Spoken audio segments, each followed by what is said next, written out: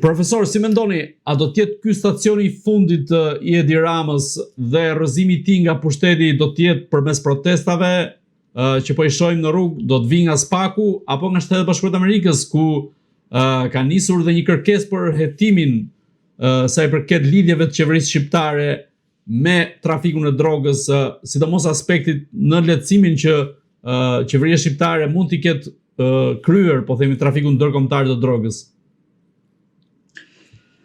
Në këtë, për të gjykuar rreth kësaj, ne duhet të shohim edhe lëvizjet që po bën vetë kryeministri i Shqipërisë. Duket qartë që kryeministri i Shqipërisë është i shqetësuar. Dje ishte në thet. Jam i bindur që për javësh përgatitet takimi i djeshëm në thet.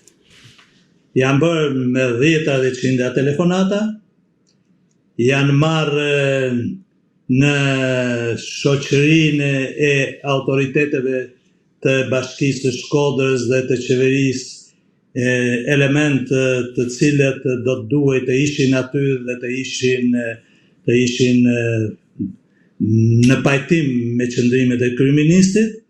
Gjithçka është skenarizuar dhe me një regjizur të jashtëzakonshme që të dalë sikur kryeministri ka një autoritet pa diskutueshëm edhe pse shkatron pronën e qytetarëve të vendit të tij. Ishte një rikthim në vendin e krimit në një farë mënyrë. Ai u rikthy në vendin e krimit dhe u hoq sikur është në të drejtën e tij, sikur po punon për interesin e qytetarëve, sikur po bën gjithçka për qytetarët e këtij vendi etj. Mashtrimi dhe intriga e zotit Rama kanë arritur kulmin, kanë arritur në majën më të lartë. Dhe duke qenë i aftë të zhvilloj këtë instinkt të mashtrimit dhe të intrigës, ai vazhdon të besojë se ende është i fuqishëm. Në fakt, ashtu si gjithçka në këtë vend, edhe mashtrimi i Ramës është ende i fuqishëm, është një fasadë. Fuqia e tij ka rënë, ka mbaruar. Ka mbaruar në 3 dimensione. Ka mbaruar në dimensionin e mbështetjes popullore. Protesta përfundimisht e ka rrëzuar në opinionin publik në Shqipëri. Për herë të parë në 13 vite më kapin njerëzit rrugës dhe më thonë, kur do iki ky? Kur ndonjëherë s'më kanë pyetur për këtë, sepse njerëzit kanë besuar se ai nuk i këndon. Sot shumica dërmuese e shqiptarëve besojnë se ai do të ikë. Çka do të thotë? Kanë dëshirë që ai të ikë. Së dyti, ai ishte në Ankara, në samitin e NATO-s. Edhe Meloni, Ursula von der Leyen dhe Macron, të cilët janë të njohur si njerëz me lidhje të ngushta me kryeministrin e Shqipërisë, nuk guxuan të japin dorën apo të bëjnë fotografi me kryeministrin e Shqipërisë. Të vetmit që e pritën sigurisht shkurt ishte shefi i shtetit organizator, presidenti i Turqisë dhe shefi i NATO-s, i cili është bashkëorganizator i samitit së bashku me Turqinë. Pra, ata që organizonin samitin në emër të protokollit ishin të detyruar ta prisnin, të tjerët që nuk i detyronte protokolli, askush, asnjë nuk ja vari kryeministit të Shqipërisë. Është gjë e mirë për Shqipërinë, gjëja më e keqe që mund të ndodhë. Por është gjë e mirë sepse fuqinë e vet deri tani Edi Rama e ka bazuar tek mbështetja ndërkombëtare më shumë se sa tek mbështetja e shqiptarëve. Dhe rënja e kësaj mbështetje, së bashku me rënjen e autoritetit të tij në opinionin publik në Shqipëri, do të bëjnë që të aktivizohet elementi i tretë. Elementi i tretë është SPAK-u ose drejtësia. Drejtësia nuk e ka të vështirë për të aktivizuar për shkak se i mungojnë provat, siç thot kreu i SPAK. Sepse provat për zotin Rama dhe bashkëpunëtorët e tij, përfshirë edhe Ballën, janë në dosjet e SPAK të ardhura nga Belgjika, nga Brukseli, të ardhura nga Berlini, nga Parisi madje, nga Haga e Hollandës dhe nga vendet e tjera, të cilët kanë dëshmi pafund se kryeministri i Shqipërisë është i implikuar në kartelet e drogës dhe në bashkëpunimin e tij me organizatat kriminale shqiptare dhe jo vetëm shqiptare. Shifni reagimin e arkitektëve Po, në Albanian që kanë Files. shkruar librin e famshëm Albania Files. Ata kanë filluar të distancohen. Ka prej tyre jam i bindur që janë mashtruar nga retorika dhe nga fasada e Zotit Rama. Kanë hyrë në valle dhe skandal dot pastaj. Ose edhe janë josh, të gjithë këta janë joshur me shuma të majme marramense pagesash për projekte që do të bënin me qëllim që këto projekte të shiteshin tek personalitetet të cilat Rama beson se mund ta mbajnë atë në pushtet, ndërta edhe Jared Kushner.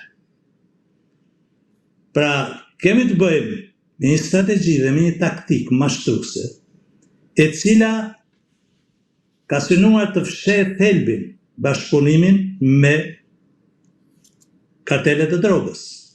Ne dim se një nga përfaqësuesit e Sinaloas në shoqërinë e Artur Sheut është takuar me Zotin Rama. Ka fotografi për të.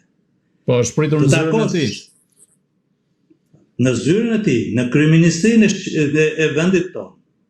Të takosh një nga kryesuesit e kartelit të Sinaloas, e shpallur si organizatë terroriste për shkak të trafikimit të drogës, në zyrën tënde ta presësh me ceremoni ose pa ceremoni s'ka rëndësi, do të thotë që të jesh absolutisht bashkëpunëtor i tij, sepse nuk po pret një sipërmarrës të njohur ndërkombëtar apo një personalitet politik, diplomatik, kulturor apo diçka e tillë ndërkombëtar. Po pret një përfaqësues të një organizate kriminale dhe të trafikut drogës. Në këtë aspekt është pa diskutueshme që ai është i implikuar. Përveç faktit që në ishullin e Aruba kanë qenë përfaqësuesit e tij. Së paku 2 prej tyre i dihen dhe njihen. Kush beson se sekretari i përgjithshëm i kryeministrisë shkon në një takim të karteleve të drogës në një ishull të Amerikës Latine dhe nuk bën pazare me ta në emër të kryeministrit, ai është ose ignorant ose delirant. Sepse është e pamundur që sekretari i përgjithshëm i cili 3 herë, 4 herë, 10 herë në ditë kontakton me shefin e tij kryeministrin, të shkojë deri atje, jo vetëm pa dijenin e tij, po pa urdhrin dhe porositë e tij të veçanta dhe të hollësishme se çfarë duhet bëjë, si duhet sillet dhe çfarë duhet thotë. Pra, nuk mundet që Zoti Rama në çdo gjë dhe për çdo gjë të thotë se dikush ka ngrënë dardha pas shpinës tij. Dardhat janë ngrënë në sytë e tij dhe bashkë me personat përgjegjës të cilët janë implikuar në afera dhe veprimtari antiligjore, antikombëtare. E gjitha është bërë për të pastruar parat. E gjithë kjo lojë, e gjithë kjo skem është e përgjuar nga autoritetet ligjzbatuese të europianëve dhe amerikanëve. DEA di më shumë se europianët. Ende nuk i ka hap kapitullin. Një senator amerikan ka kërkuar që veprimtaria e Zotit Rama në lidhje me kartelet e drogës dhe trafikun e drogës të hetohet nga Shtetet Bashkuara të Amerikës. Po, Joe Wilson. Nëse do të bëhet kjo ligj, do të ishte fitoria më e madhe për Shqipërinë dhe për shqiptarët. Unë shpresoj që do të bëhet ligj, nga vjeshta do të bëhet ligj. Dhe në momentin që do të bëhet amandamentin përkatës për të hetuar veprimtarinë e kryeministit të Shqipërisë në lidhje me kartelet e drogës dhe krimin e organizuar, në atë moment praktikisht ka rënë kryeministri. Pastaj nëse ai vazhdon të jetë ose jo në zyrën e tij, kjo është pa aftësi e shqiptarëve dhe pa aftësi e drejtësisë shqiptare për të vënë në vend drejtësi. Ndërkohë ka pasur dhe një akuzë nga një eurodeputet çek, sipas të cilit Edi Rama është duke lëvizur jashtë vendit parat përmes familjarëve të tij. Ju si mendoni, sa qëndron një deklaratë e tillë, po themi, sa e vërtet mund të jetë një lëvizje e tillë që Edi Rama mund të bëjë në këtë rast, nisur dhe nga ajo që ju parashtruat pak më lart? Para 7 vitesh, në vitin 2021,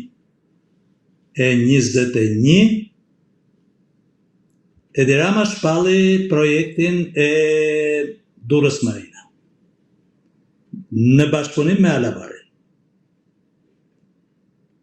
Mbas asaj kohe, për një periudhë caktuar, paktën 4-5 vitesh, charteret e Edi Ramës kanë udhëtuar 1 herë ose 2 herë në javë me para nga Tirana në Dubai. Këto informacione i kam nga burime të sigurta, po sigurisht që janë burime që nuk mund të thua. Transferimi i parave është puna më e vështirë për çdo të korruptuar dhe për çdo trafikant, për çdo kriminal. Por për një kryeministër nuk është dhe aq e vështirë. Kryeministri ka fuqinë të transferojë vetëm paratë e veta, por edhe paratë e atyre me të cilët bashkëpunon. Krerëve të organizatave kriminale dhe krerëve të organizatave mafioze, sepse përdor pushtetin për këtë qëllim.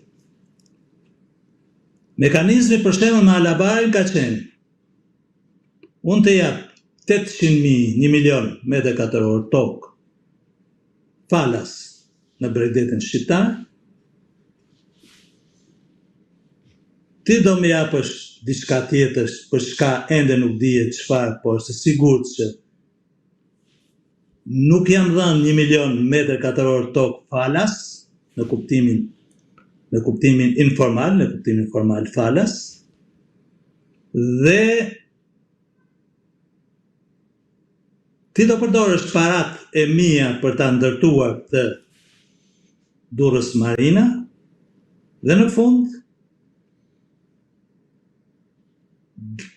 del konkluzionit që Alabar, 2 kataristët, ata 2 nga Katari, që thuhet se investojnë në zvërnes e tjerë, të gjithë përdoren thjesht emrin.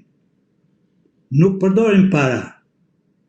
Po që se do të vinin para për të investuar në zvërnes, në Durrës apo diku tjetër, nuk do të vinin në Shqipëri sepse ka vende të tjera pa fund ku mund të shkonin.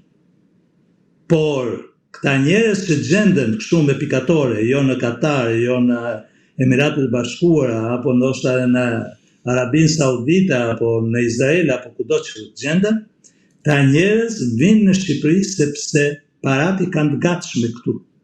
Nuk shpenzojnë asnjë cent, thjesht japin emrin e tyre për të maskuar pastrimin e parave.